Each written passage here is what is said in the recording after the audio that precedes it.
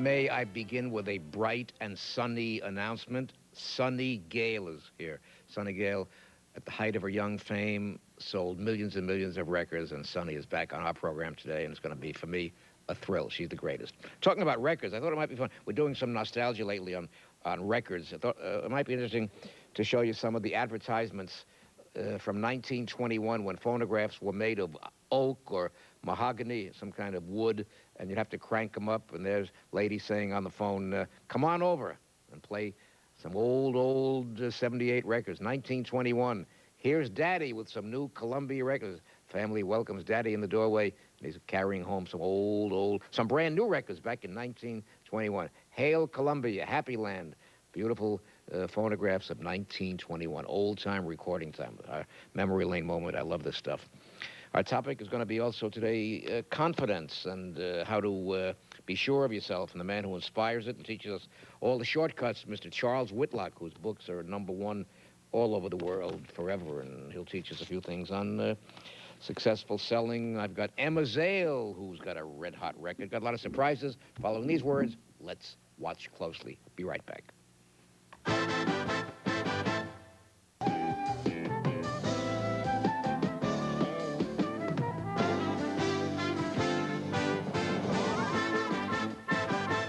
Whenever I see this man on TV, I get so jealous, and I grab him down here for my show. His name is Charles R. Whitlock, and Mr. Whitlock's books really and truly sell in the millions, and they say he's made millions, so you can't knock that. Can I say it's a pleasure? It is my pleasure, Joe. Good to be here. You're in California mostly, right? Are you a California man? Actually, recently moved to Washington. Oh, great. Now, listen, Charles, not that people can ever be categorized and they don't need credentials or qualifications, but how would you be introduced on a dais? How would they introduce Charles R. Whitlock to the world? Entrepreneur. George Bush said some time ago, if I'd gone into politics, I'd probably be president. I'm an entrepreneur, Joe. Entrepreneur. Entrepreneur. Which means you can give us a few tips on maybe starting a new business, creating wealth. But to be prosperous and booming, and you know, I hear these cliches about persistence and tenacity and good luck, but I know you'll say something much stronger than that, because I know that there's more to. There's got to be, anybody can use those words. You know, give me. Is there one common thread that beyond the usual cliche? You know what I'm saying, Charles? Give us. Well, you need the techniques for wealth creation, Joe. You know, it's not unlike a carpenter building a house. He has to learn how to hammer nails and how to join the various pieces of wood. You have to learn how to create wealth. And in How to Get Rich, I teach the average person how to create wealth. If you took all the wealth away from the wealthy people today, they'd have it back in 2 years. I've often said that. And I think it's true. I think it's because they've learned how to use other people's money. They've learned how to find business opportunities, niche markets. For example, in How to Get Rich, I found a young lady in San Francisco that made $3 million last year with a home delivery business. And she started it with a working capital of less than $500. But you said before that if you, let's say you took away my $400 million, I'd have it back in 2 years, right? Well, I think so, Joe. It may take 3 years. We have a recession going on. Right.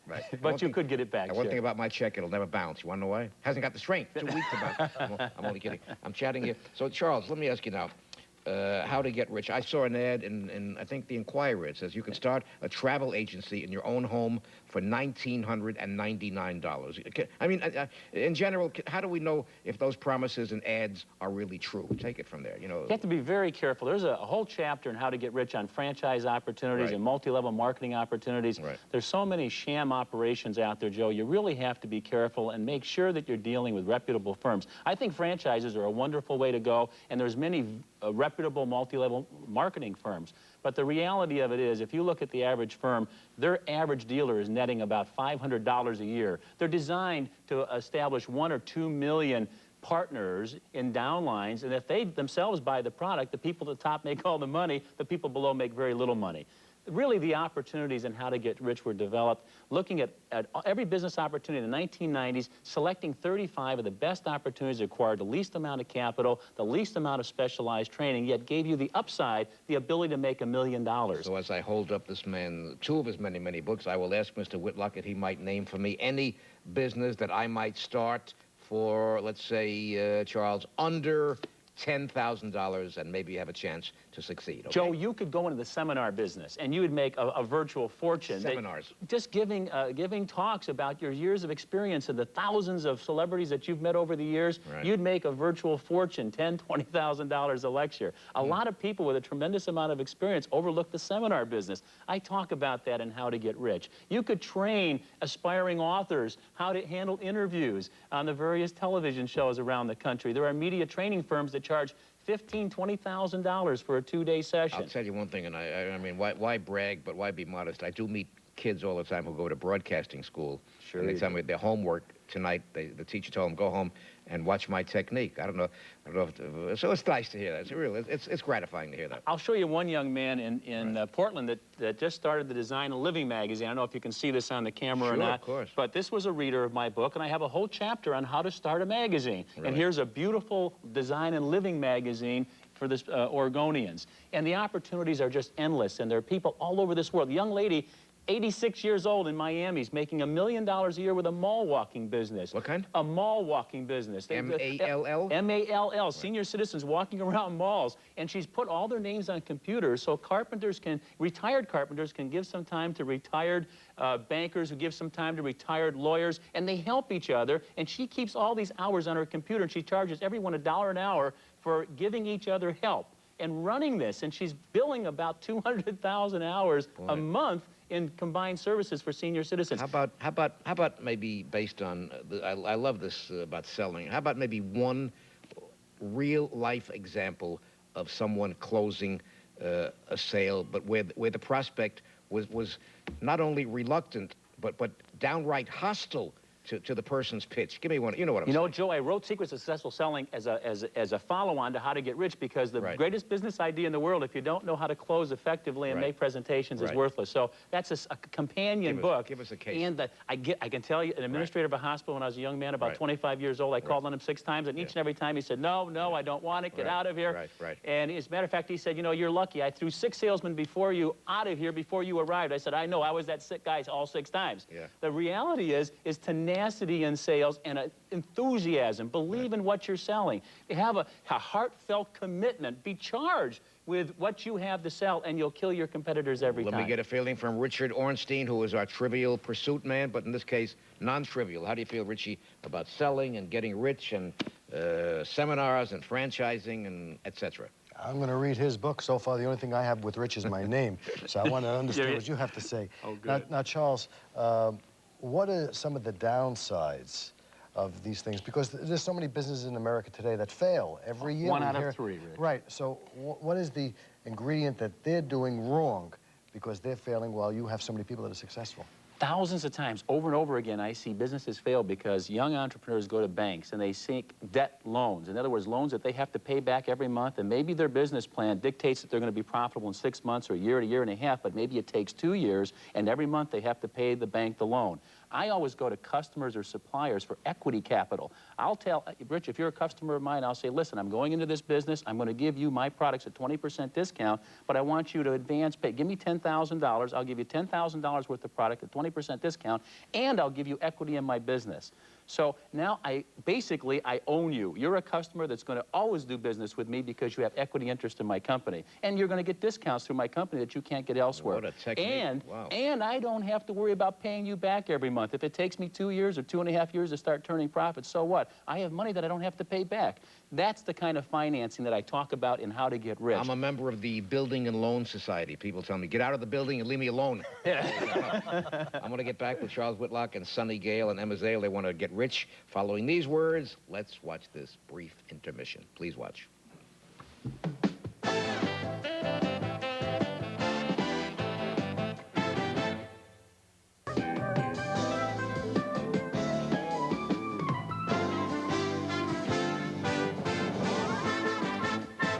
I have truly missed the well-known and well-named Sonny Gale. I love the sunny disposition of Sonny Gale, who sold millions and millions. Sonny, close your eyes now. I'm just going to play one of my favorite, just a teeny-weeny of one of my favorite Sonny Gale records that sold in the millions back in the days when selling $1 million really meant that it sold $1 million. A little bit of a young lady named. And then I'm going to ask you why you've been inactive. But first, a touch.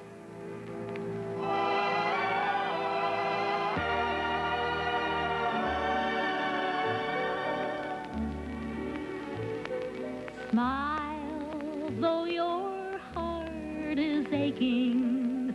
Smile, even though it's breaking. When there are clouds in the sky, you'll get by. If you smile through your fear and smile, and maybe tomorrow. Let's say welcome back to sunny Gale, right? You hear all those little bumps in that record. That's from my private library. I throw my records around all over the place. Let me ask you, Sonny, have you been out of the limelight for a while? Have you been inactive? I had been for a while. My mother was very ill, and she since has passed away, so sad. I'm back again. Mm-hmm. And You're going to maybe do some recording? I think so, yeah.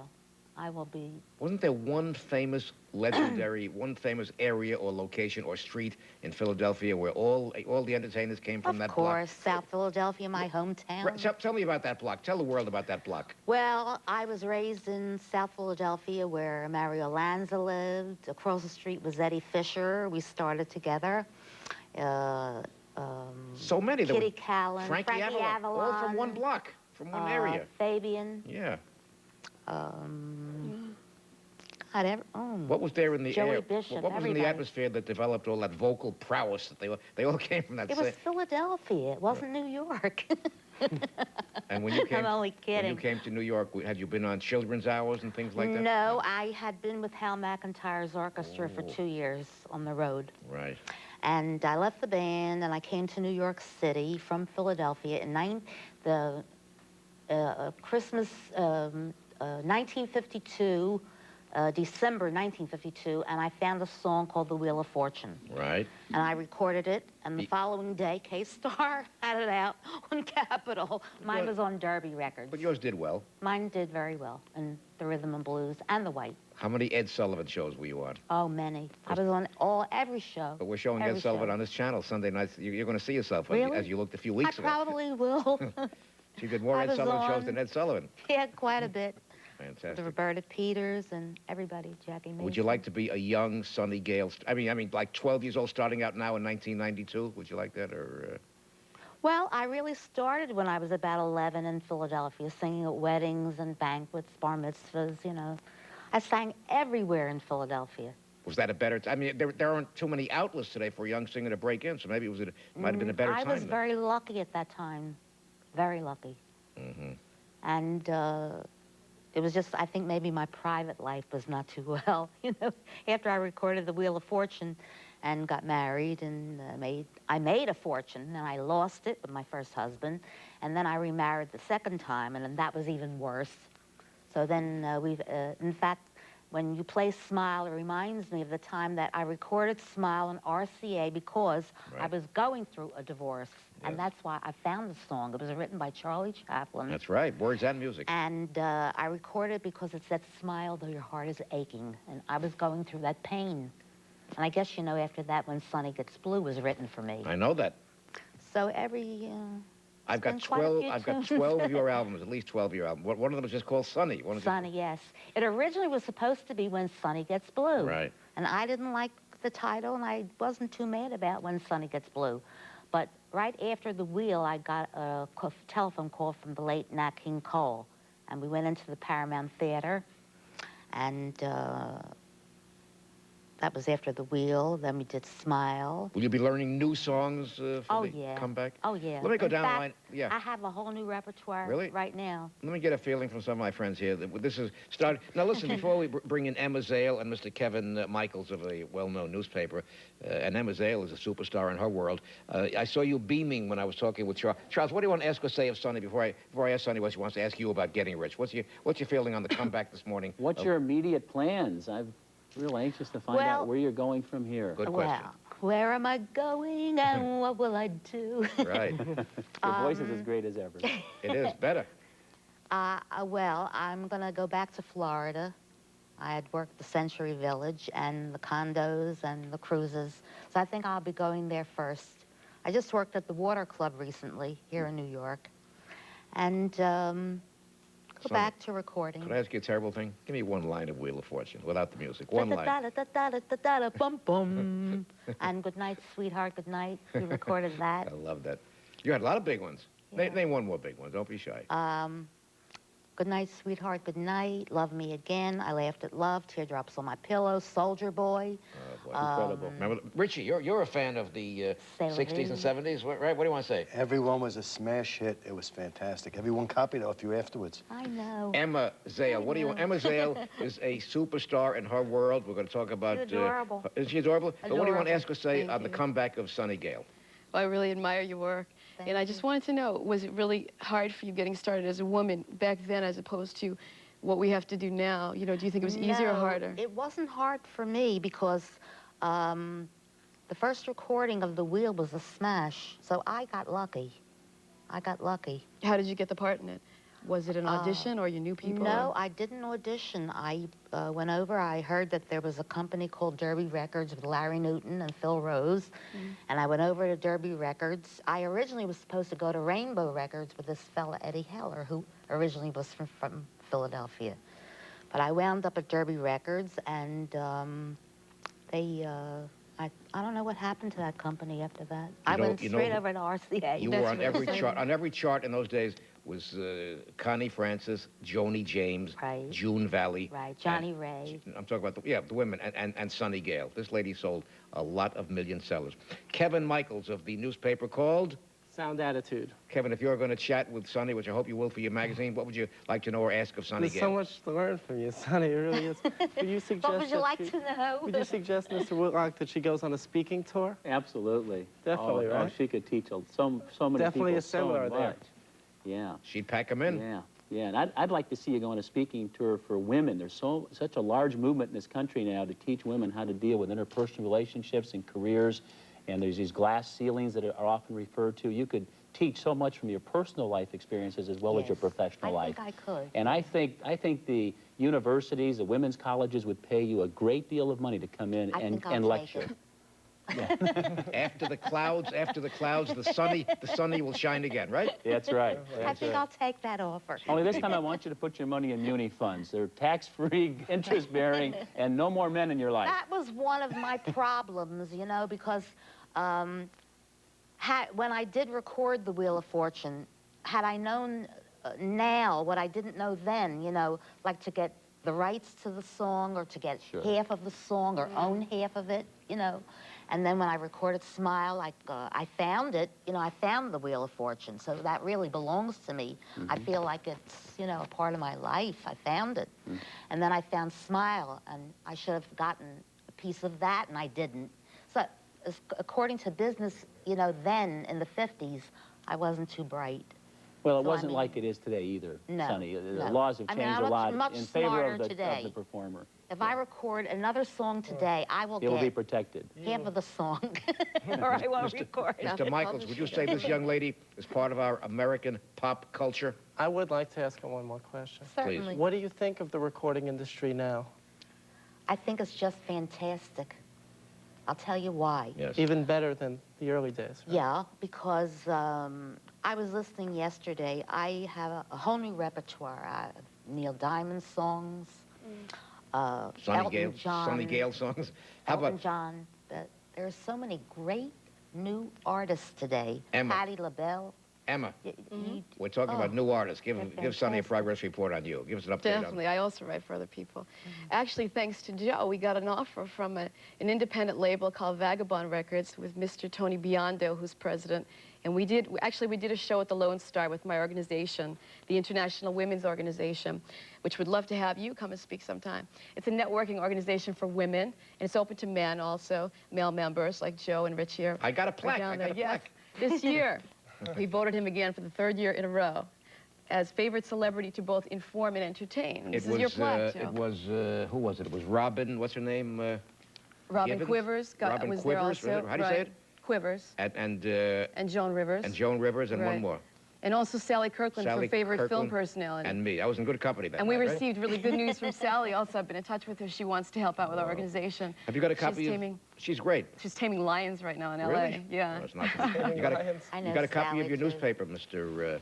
Sure. Mr. Kevin. Let me show it on the screen and tell the whole world that this man made a speech that night, Richie, which was, he kept the audience spellbound for about... He was great. About an hour. He was really great. And you must have turned away 5,000 people that night. That was, Definitely. It was a lot of fun. He was very enthusiastic, you know. You gonna write about Sonny in the paper? Definitely. I if she accept comes, if she comes to our town and What graces town? her, graces us with her voice. What I'd town? love to. What's that? What town? If they come... Come to Brooklyn, or I live in Brooklyn, so I was in Brooklyn we one come night. Down. Or Long Island. Listen, I worked all over Brooklyn. I'm going to tell you in a all moment over. where to get the books and where to get the newspaper and where to get more of Sonny Gale following these final sunny words. Stay here. Fact. Each year in New York, over 100,000 people suffer. Sonny Gale is back, and we've got a Gale and Zale, right? Yeah. Name the members of the band called Zale. Name their names once. Yeah, in Zale, we have Tony Navarro on guitar, Bob Snyder on drums, and Jerry Hockmuth on bass, and on additional vocals, Bonnie Bowers. And Kevin says he wants a touch of Stump the Panel. Yell it out if you know the answer. Here we go, Kevin. Bobby Rosengarten conducted the orchestra for what television host? I know, Dick Cavett. That's correct. Kevin is right. Now, to know more about receiving the Sound Attitude, is there a way, Kevin? Is there Sound Attitude is all over the metropolitan area, the tri-state area. You can't miss picked up just about everywhere music is heard. I wanted to ask Mr. Whitley what he thinks of it. Well, thanks in advance for the nice things you might say about this program. It's a great newsletter. And where do we get your books, Mr. Every Whitlock? B. Dalton store, Walden store, Barnes & Nobles, every bookstore in the country See has your local How to Get dealer. Rich. See your local dealer, right? Your local bookstore. If they're out of it, ask them to get it. And be watching for the appearances of Sonny Gale and Stay Well and stuff like that.